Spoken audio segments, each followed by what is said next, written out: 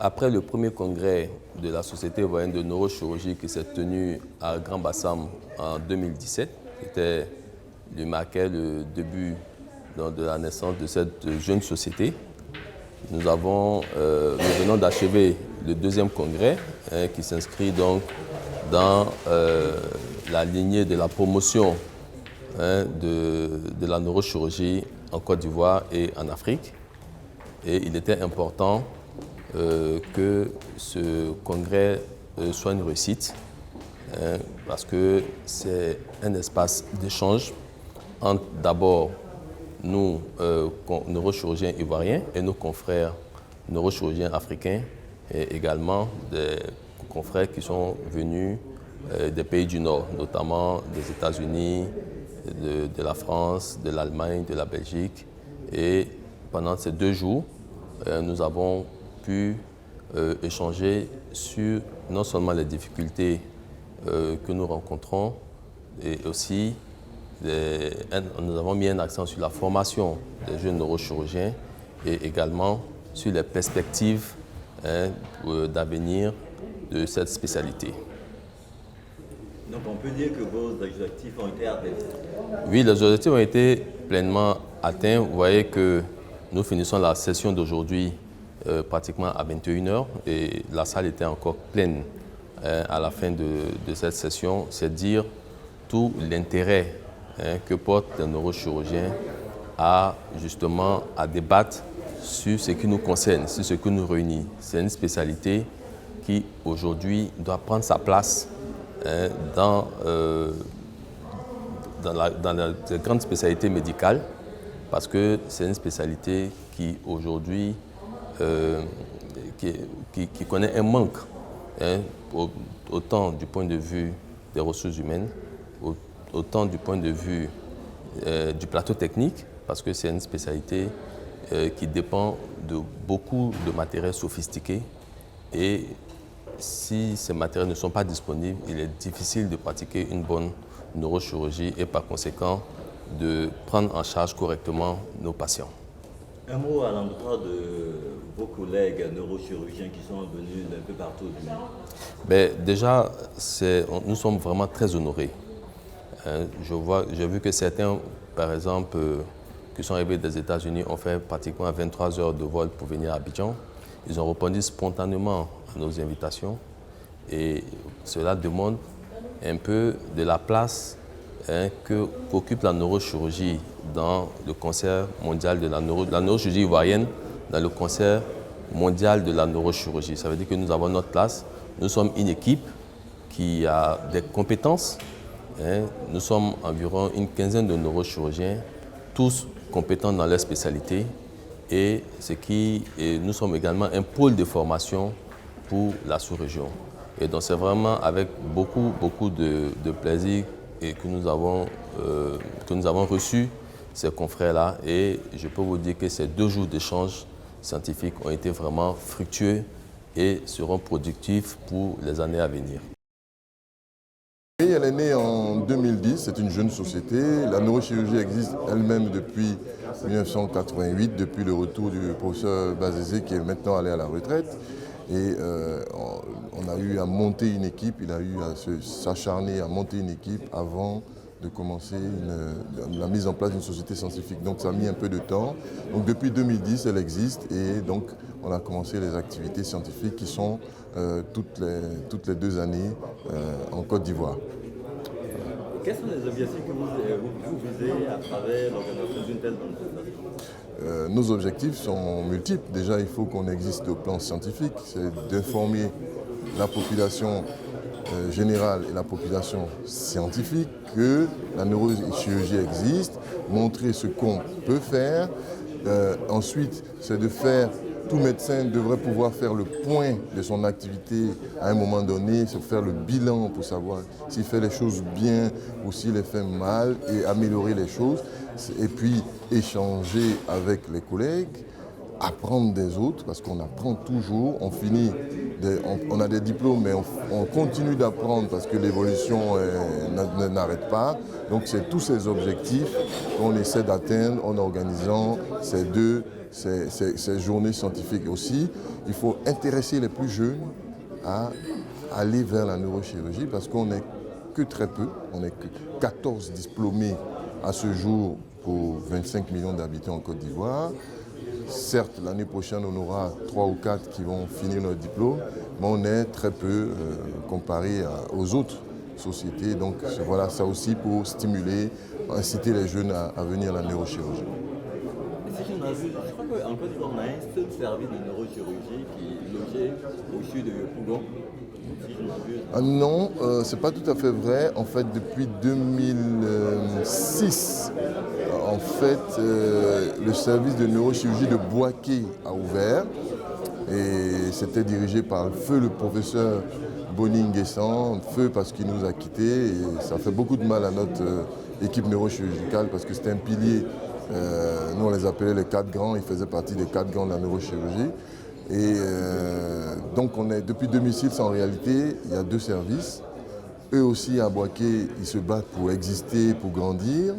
Le service de Boaké est dirigé par le professeur Aïdara Ederim, qui est d'ailleurs le président du comité d'organisation de ce congrès, pour dire que Abidjan et Boaké travaillent main dans la main. Et puis moi je suis secrétaire à l'organisation. Mais l'équipe la plus grande, la maison mère, reste à Abidjan.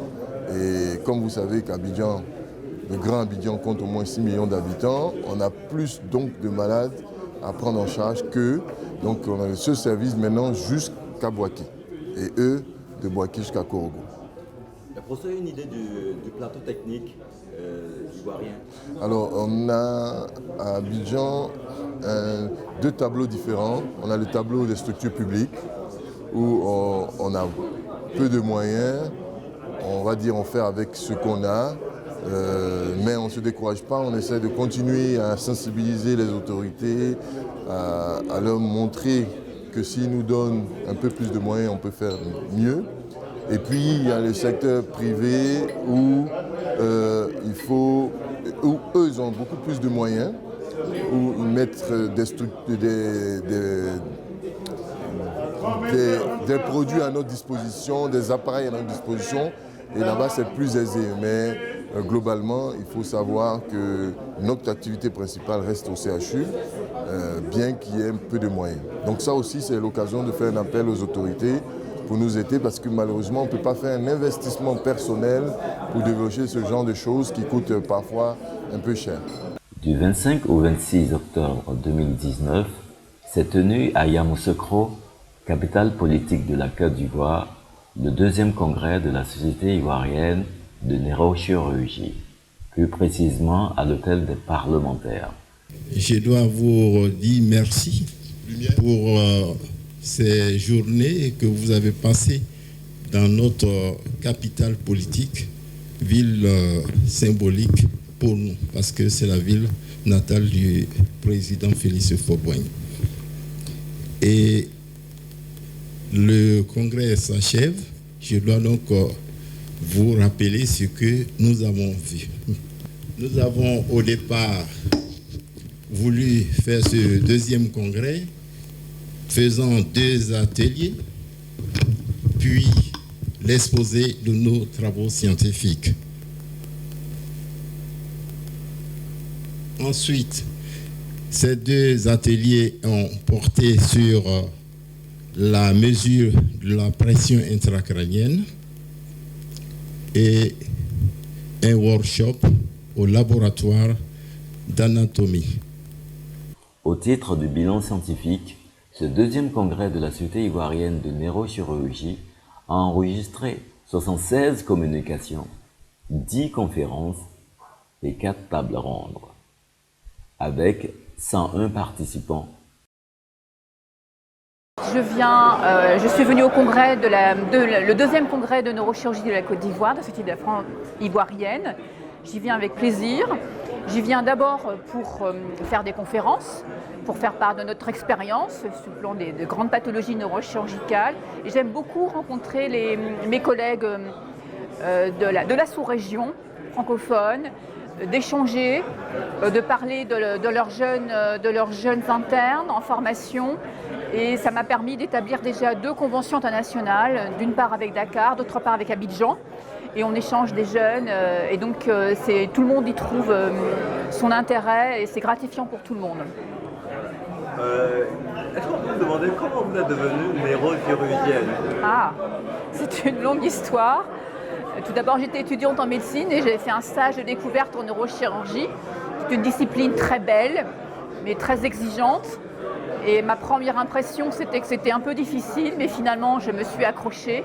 Et j'aime beaucoup l'association de la minutie et du raisonnement clinique. Donc c'est pourquoi j'ai pu intégrer neurochirurgie, d'abord dans un CHU en province, en France, et puis à Paris pendant 15 ans. Et maintenant, je suis professeure et chef de service au CHU de Caen, en Normandie. Et effectivement, je suis l'une des rares femmes professeurs et l'une des seules, voire on est deux maintenant, chefs de service de neurochirurgie en France, qui est une opportunité rare.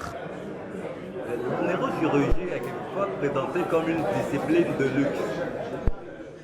Je sais pas si vous... Non, moi je ne considère pas comme une... Par rapport un peu aux infrastructures qui sont assez... C'est vrai, c'est des infrastructures coûteuses. En France, elle est considérée comme une discipline coûteuse, au même titre que la chirurgie cardiaque.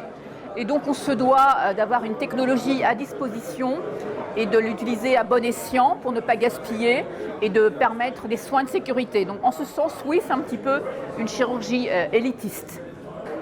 Oui, peut-être par rapport un peu à vos collègues neurochirurgiens africains, si vous deviez jeter un regard dans le rétroviseur, comment on appelle ça, l'évolution, on peut dire qu'elle est ascendante ou... Alors ça, c'est une question très intéressante et je me suis déjà penchée sur cette question. J'ai plaisir à échanger parce que les jeunes collègues neurochirurgiens africains ont une bonne connaissance de la langue, de bonnes connaissances théoriques et ils viennent chercher de la technologie, de la technicité et ils montrent toute leur capacité à apprendre cette technicité et le but de la formation, de l'échange, c'est de la ramener avec eux dans les structures hospitalières de la sous-région. Donc c'est ça l'objectif. Et je trouve qu'ils évoluent à chaque fois, ils ramènent beaucoup de choses, ils sont capables de s'adapter et donc c'est remarquable. Alors, ma présence, tout d'abord, c'est le plaisir de venir en Afrique et de venir rencontrer tous mes amis neurochirurgiens de Côte d'Ivoire et du monde francophone, puisque je suis le président de la Société de langue française de neurochirurgie. C'est quoi la neurochirurgie exactement? La neurochirurgie, c'est la discipline chirurgicale qui s'intéresse à la chirurgie du cerveau, de la moelle épinière et des nerfs. C'est la chirurgie neurologique en fait. Voilà. Généralement, cette discipline est présentée comme une discipline de luxe, puisque les infrastructures sont assez chères et les scanners, même les appareillages, tout et tout. En tant que spécialiste, la question, qu'est-ce que vous en dites? Alors, ce que j'en dis, c'est que tout le monde est concerné, donc pas forcément les gens de luxe. Et la deuxième chose, c'est qu'il est vrai qu'elle s'intéresse à des zones anatomiques qui sont très importantes chez l'homme et que la chirurgie, pour ce faire, nécessite des infrastructures et des équipements souvent onéreux. J'imagine que vous êtes souvent en Afrique, surtout l'Afrique francophone, vous disiez tantôt. Quand vous regardez le parcours, surtout en matière de neurochirurgie, peut-on dire que c'est pas, il y a une certaine ascendance, il y a une certaine progression, parce que de plus en plus, on sait qu'on note un peu une pénurie de neurochirurgiens dans nos pays africains. Oui, beaucoup, pas un peu, beaucoup. Il y a des pays africains qui disposent de quelques neurochirurgiens pour des millions d'habitants. Ce qui veut dire que sur le plan pratique, ils ne peuvent pas rendre le service qui est attendu. Donc l'objectif, justement, c'est de pouvoir développer la spécialité en formant de plus en plus de jeunes collègues africains intéressés par la discipline qui vont permettre de développer la neurochirurgie au niveau où elle est attendue et avec les compétences et le nombre de gens nécessaires pour servir la population et traiter les gens à la juste mesure de quel le pays où les éléments de crise et critiques qui peuvent être associés et nécessitant des neurochirurgiens. En ce qui concerne la Côte d'Ivoire, je ne sais pas si Est-ce qu'on peut dire que le plateau technique ivoirien est bon, acceptable? Je crois que la Côte d'Ivoire est un des pays où la neurochirurgie est le plus développée. Ça, c'est certain. Avec le Sénégal également. Bon, d'autres pays aussi.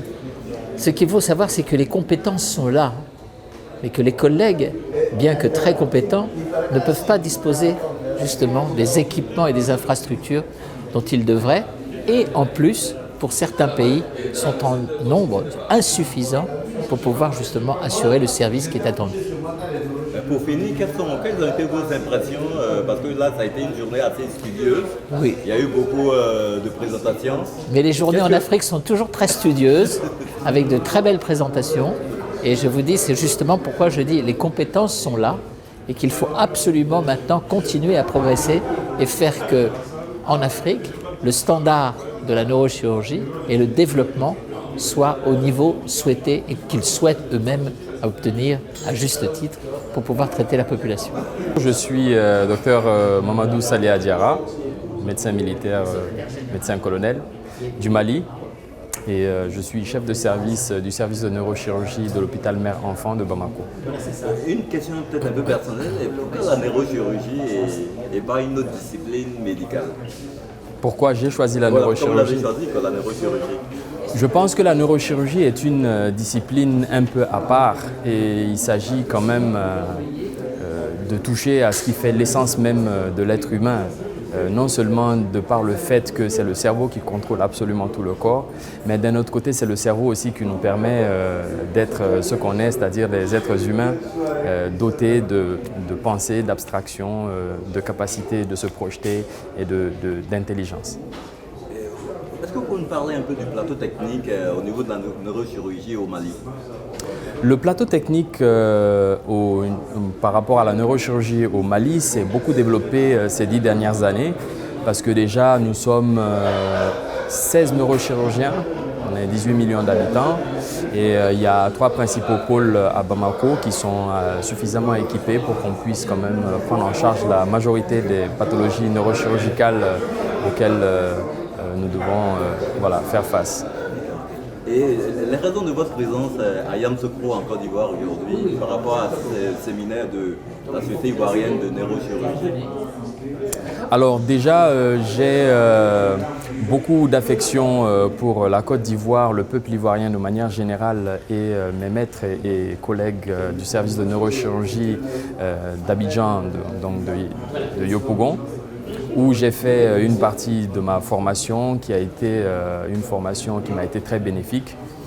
Et réellement, les rencontres que nous organisons autant à Abidjan que dans les autres pays de la sous-région ne sont que des prétextes pour que nous puissions nous retrouver finalement entre nous au sein de la grande famille neurochirurgicale ouest-africaine qui actuellement est sur une dynamique vraiment d'expansion très importante et réellement les malades sont pris en charge suivant des protocoles et des techniques qui sont élaborés et qui sont partagés entre tous les collègues ouest-africains donc dans la sous-région.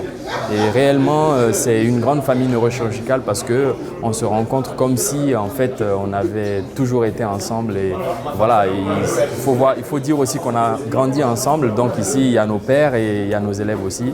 Donc par conséquent, ça reste une rencontre familiale. Et scientifique, bien entendu. Voilà. Merci encore, docteur. Merci. Voilà. Que peut-on en retenir? Nous avons été heureux d'accueillir diverses nationalités. Et au total, il y avait 101 participants, excepté le continent asiatique, tous les... Non, vous n'êtes pas le continent asiatique. Excepté donc le continent asiatique. Non, donc tout le monde entier était réuni ici même à Yamoussoukro. Mais quand on regarde de plus près, je ne veux pas rentrer dans les détails, mais quand on regarde de plus près les communications qui ont été faites, ce n'est pas mon rôle aujourd'hui de de casser les communications, de critiquer les communications, mais je vais critiquer les structures dans lesquelles nous travaillons. Pourquoi nous avons enregistré ces résultats qui sont critiquables? Mais parce qu'on a des forces et on a des faiblesses. Et notre force, indépendamment de notre niveau intellectuel, c'est notre seule volonté. Parce que, je ne sais pas, nous, l'État ne nous aide pas trop. C'est pourquoi je dis cela. Notre faiblesse, c'est le plateau technique qui laisse un peu à désirer, même si on a présenté le Vitom 3D, la neuronavigation, mais ça se pratique qu'au privé. Ça ne se pratique pas au CHU. Et les opportunités, bon, justement, c'est le partenariat, c'est le partenariat public-privé. Et nos menaces, c'est parce que la recherche n'est pas valorisée dans notre continent, dans notre région, que ces publications sont, pour moi, c'est critiquable au point de vue scientifique.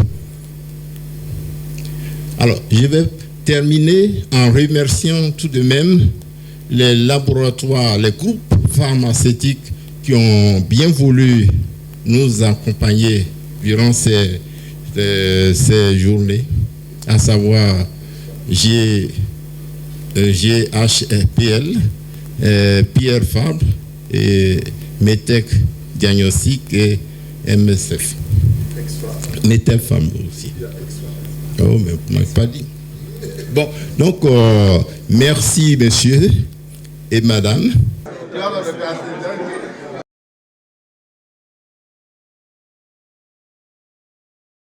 Moi, c'est Espérance Broalé. Je suis maître de conférence agrégée en anatomie et neurochirurgie à l'université Alassane Ouattara de Bouaké et je suis en service clinique à l'hôpital catholique Saint-Joseph Moscati de Yamoussoukro. Je suis le docteur Amina Kelani. Je suis neurochirurgien, je suis maître assistante à l'université Abdou-Moumouni de Niamey au Niger. Voilà, docteur, qu'est-ce que vous retenez de votre participation à ce deuxième congrès de la Société ivoirienne de neurochirurgie? Deuxième congrès de la Société ivoirienne de neurochirurgie, ça a été fantastique. On a vu beaucoup de choses au point où finalement je suis même frustrée. Je suis frustrée parce que je trouve que Abidjan nous dépasse de loin. Il y a pratiquement, on va dire, toutes les nouveautés en neurochirurgie qui s'y installent progressivement, ce que je n'ai pas encore chez moi et donc je pense que c'est très bien. On a eu de très très belles communications, de très belles interventions et je pense que c'est très bien et je les félicite. Voilà, professeur Broalé, on constate au niveau, il y a très peu de femmes neurochirurgiennes. Si je ne m'abuse, je sais que vous êtes la première femme neurochirurgienne ivoirienne. Donc, je ne sais pas, il y a combien de femmes aujourd'hui neurochirurgiennes. Bon, c'est un peu peut-être le cas aussi au Niger. Qu'est-ce qui fait qu'on a l'impression qu'il y a très peu de femmes qui s'intéresseraient à la neurochirurgie ou c'est dû à d'autres pesanteurs? D'accord, merci. Effectivement, je suis la première femme neurochirurgienne en Côte d'Ivoire. Je suis également la première femme agrégée du CAMES en anatomie et en neurochirurgie. Vous savez, la neurochirurgie est une discipline réputée difficile et c'est une discipline également jusque-là principalement réservée aux hommes. Et lorsque c'est comme ça, l'accessibilité, si je peux dire, la venue de femmes dans ces spécialités-là, jusque-là réservées aux hommes, en général, c'est difficile, mais pas impossible, je rajouterai. Mais ça se voit un peu dans tous les corps de métier, hein. Ce n'est pas spécifique à la neurochirurgie. Un peu plus en neurochirurgie lorsqu'on regarde les disciplines chirurgicales, mais si on prend même les autres spécialités, l'orthopédie, la chirurgie digestive, les autres spécialités, il y a également très peu de femmes. Donc c'est un constat général. Heureusement, de plus en plus, des femmes sont attirées par ces spécialités-là. Et en Côte d'Ivoire, par exemple, après moi, il y a 3 femmes qui sont en formation. Et c'est un peu partout dans tous les pays d'Afrique comme ça, surtout subsaharienne, il y a de plus en plus de femmes.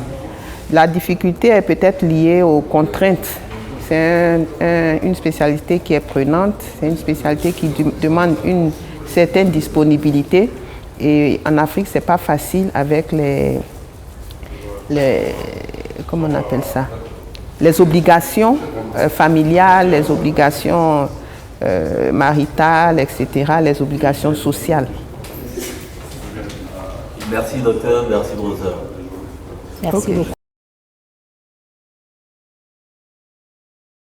Déjà, ce que je retiens, la première chose, c'est l'accueil, la sympathie, la convivialité, la facilité d'échange, de discussion avec des personnes qui ont une compétence dans un domaine que je connais, mais sans être expert ni spécialiste de la neurochirurgie, et avec qui il est facile d'échanger pour quelqu'un qui n'est pas spécialiste de l'acte chirurgical en tant que tel.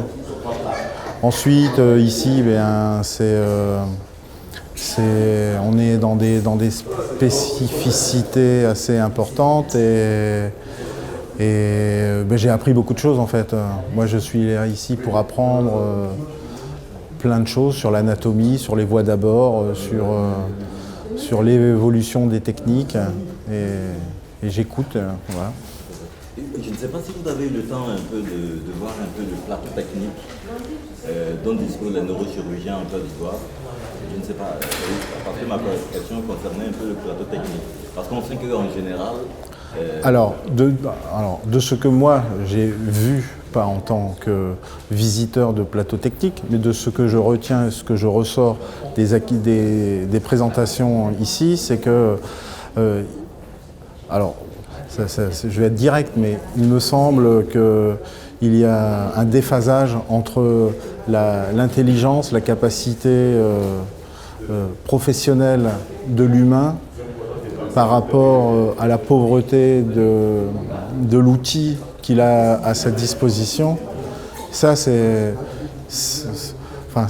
vraiment dommage parce que d'avoir toutes ces personnes qui ont été se former à l'étranger, qui ont réussi à revenir et à rester et à développer l'ensemble de l'acquis qu'ils ont réussi à avoir dans les différents centres collaborateurs. Eh bien, il ne faut surtout pas qu'ils se découragent. Alors, je ne sais pas comment faire, moi je n'ai pas les moyens, mais ce qu'il faut, peut-être un message politique à donner, c'est de prendre conscience que vous avez une richesse qui est finalement la réussite de l'investissement qui a été mis pendant plein d'années sur ces personnes-là, qui portent ça. Il ne faut surtout pas qu'ils soient fatigués.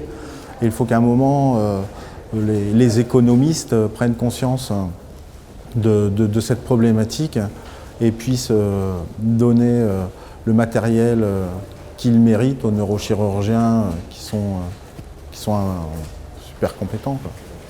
C'est votre premier séjour en Côte d'Ivoire?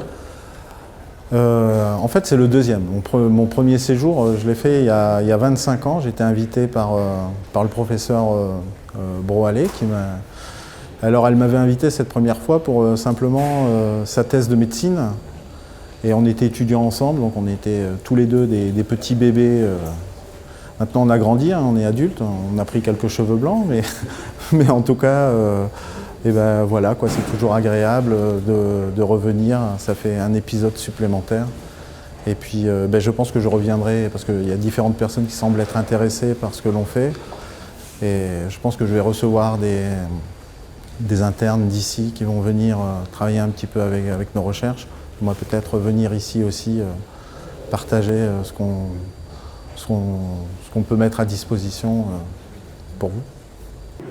Bonjour, je suis Timothée de Saint-Denis, je suis neurochirurgien pédiatre à l'hôpital Necker et je m'occupe particulièrement des pathologies qui touchent les vertèbres et la moelle des enfants. Vous avez eu à faire une communication durant le deuxième congrès de la Société ivoirienne de neurochirurgie. Est-ce que sommairement, vous pouvez nous dire un peu quels en étaient les points saillants?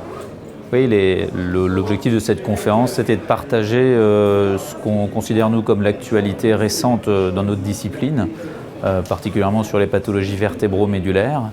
Et donc j'ai abordé l'usage récent qu'on a fait depuis 3 ans de l'ostéosynthèse percutanée dans les traumatismes rachidiens de l'enfant. Et puis notre expérience de la chirurgie anténatale des myéloméningocèles qui nous a apporté des nouvelles informations sur la façon de classer et de prendre en charge ces malformations de la moelle. Ok, d'accord. Et qu'est-ce que vous retenez de votre participation à ce deuxième congrès de la Société ivoirienne de neurochirurgie? Que des choses positives. Déjà, ça avait été bien préparé en amont, depuis la première invitation du professeur Haïdara. Ensuite des rencontres comme attendu, des discussions intéressantes. Pour moi, beaucoup de découvertes. C'était ma première fois en Côte d'Ivoire. Et j'ai retrouvé quelques personnes que j'avais déjà vues avec grand plaisir. J'ai l'impression de repartir avec le sac plein de choses et d'avoir envie de revenir. Okay. Merci docteur. Merci à vous. Chers confrères, chers congressistes, chers amis, je dois dire que si ce congrès a été une réussite, c'est grâce à tous nos invités, tous ceux qui sont venus de tous les pays nous soutenir, qui sont venus, je le répète, déjà des États-Unis, Dr Mesfin, qui sont venus de l'Allemagne, docteur Paterno, qui sont venus de France, avec professeur Philippe Cornu, également docteur Palfi, docteur Emery, docteur Charlotte Barbier, docteur Omar Diallo, qui nous a aidés dans les conférences, et tous nos confrères qui sont là, de tous les pays du Sénégal. Bon, on ne peut pas tous les citer, mais bon,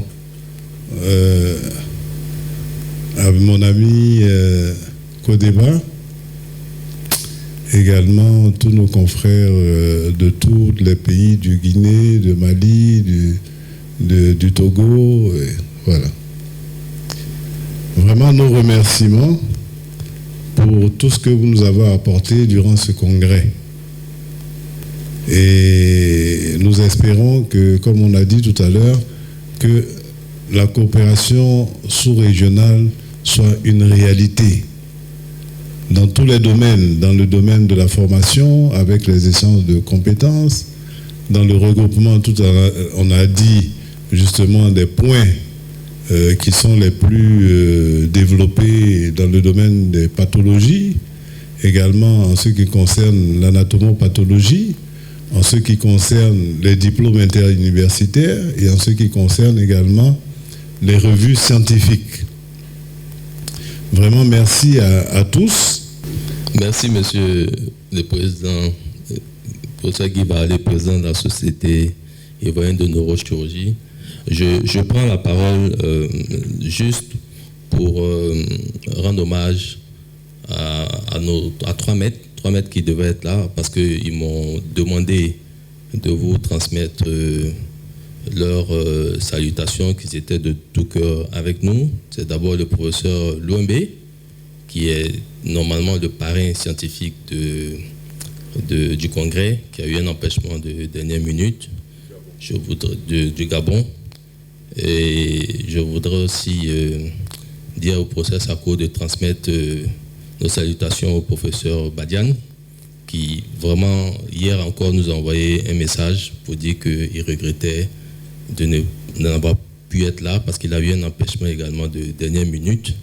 Et enfin, je voudrais demander au docteur Kedani de transmettre toute notre condoléance au professeur Sanoussi, parce que le professeur Sanoussi a perdu sa mère il y a 2 ou 3 semaines, et juste après, au moins il s'apprêtait à venir ici, il a perdu également sa sœur. Voilà, donc c'était vraiment lui dire que nous transmettons toutes nos condoléances et nous le ferons de façon plus autorisée ultérieurement. Merci. Merci, professeur Aïdara. Nous allons passer maintenant la parole au professeur Philippe Cornu, qui a bien voulu nous servir de parrain, et qui est notre parrain, et pour qu'il nous donne son mot de la fin. Merci beaucoup, monsieur le professeur Varlet. Cher président, chers amis, ça a été pour moi un grand plaisir de venir, même un très grand plaisir de nous retrouver après les excellents moments et ce beau congrès de Dakar où nous avions été déjà réunis cette année et où nous avons fait pour une partie connaissance avec certains de nos collègues. C'est un plaisir pour moi toujours car vous avez le don et de donner une ambiance tout à fait particulière à vos congrès par votre chaleur humaine, par votre respect et par votre volonté de, malgré les situations difficiles que vous affrontez, d'aller vers le progrès et de transformer les structures pour qu'elles soient à l'égal de toutes les autres structures des régions favorisées d'une certaine façon. Il faut que vous sachiez que nous ferons tout pour vous aider, être avec vous, puisque c'est déjà un plaisir d'être avec vous, et en même temps le plaisir de partager nos connaissances scientifiques.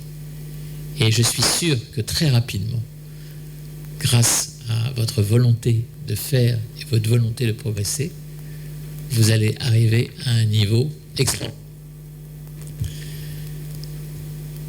Je suis heureux aussi que, malgré tout, nous soyons retrouvés, malgré les difficultés initiales, qui, pour moi, ont été surmontées grâce à vous, et j'en suis très reconnaissant.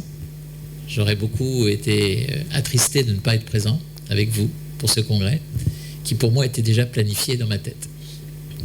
Et je n'aime pas que les choses qui sont planifiées dans ma tête ne se fassent pas. C'est un défaut, peut-être, mais voilà. Peut-être une qualité neurochirurgicale, comme on dit. Voilà. En tout cas, merci beaucoup. Je vous renouvelle mon invitation pour le mois de novembre. Comme je vous ai dit, cette société qui est votre société, du fait du nom qui lui avait été trouvé déjà en 1948, c'est d'ailleurs l'année que j'avais rajouté probablement au logo pour rappeler que c'est la plus vieille société internationale de neurochirurgie, et de la volonté des uns et des autres de se regrouper au sein d'un monde francophone qui n'exclut pas l'anglophonie et la nécessité, bien sûr, de réunir toutes les communautés neurochirurgicales autour de la prise en charge de nos patients pour le bien de tous. Encore merci. Merci à vous, et j'espère en tout cas que ces congrès auront l'occasion de se reproduire et de nous remettre dans les mêmes bonnes ambiances et le progrès de notre discipline.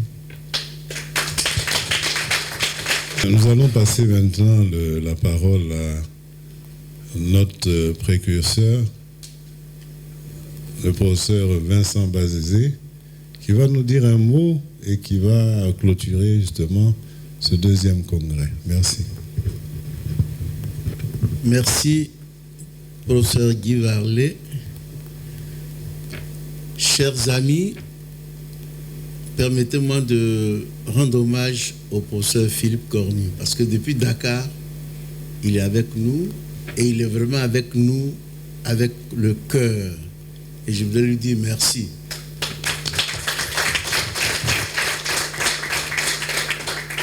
Alors, nous avons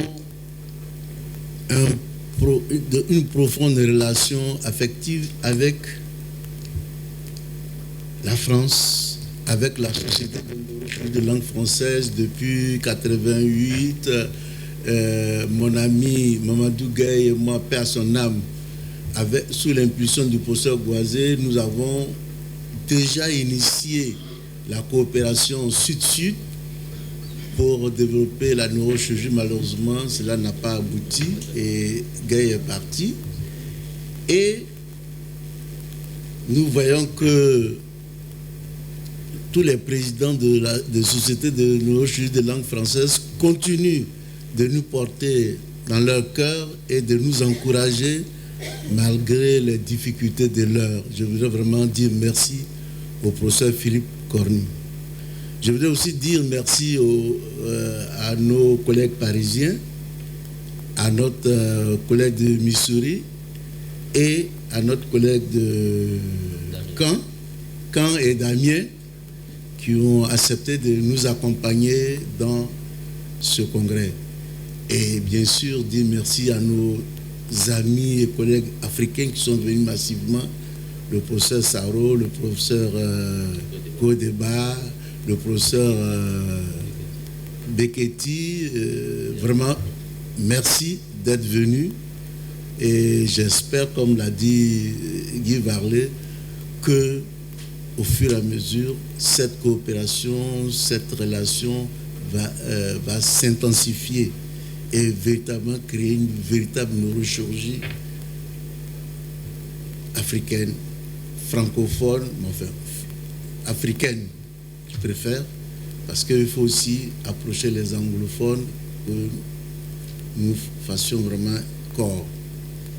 Ceci dit, je déclare clos le deuxième congrès de neurochirurgie de la Société ivoirienne de neurochirurgie. Et je vous remercie.